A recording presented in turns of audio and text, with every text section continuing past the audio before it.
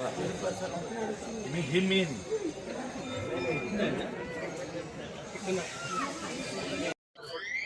काम केलं आहे आणि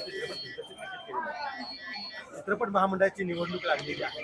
खरं तर या निवडणुकीमध्ये आता विजय पाटकर हे माजी अध्यक्ष होते, आता अध्यक्ष आहेत. त्यामुळे खूप मोठा कलगीतुरा पाहायला मिळतो. कसं पाहता या वादाकडे? चित्रपट महामंडळ म्हणजे थडगं झालंय असं विजय पाटकरांनी म्हटले.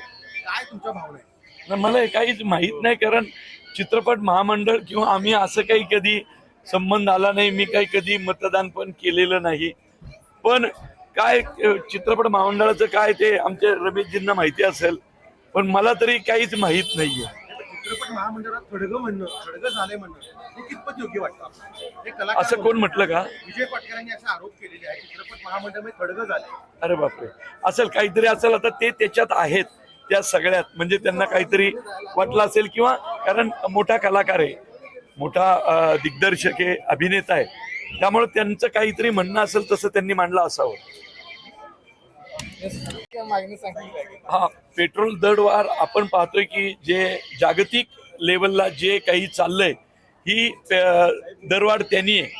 फक्त एवढंच आईच्या चरणी म्हटलं की जेव्हा तिकडचं सगळे वाद मिटल त्यावेळी वाढलेले हे आकडे फक्त खाली येऊ दे, बाकी काही नाही.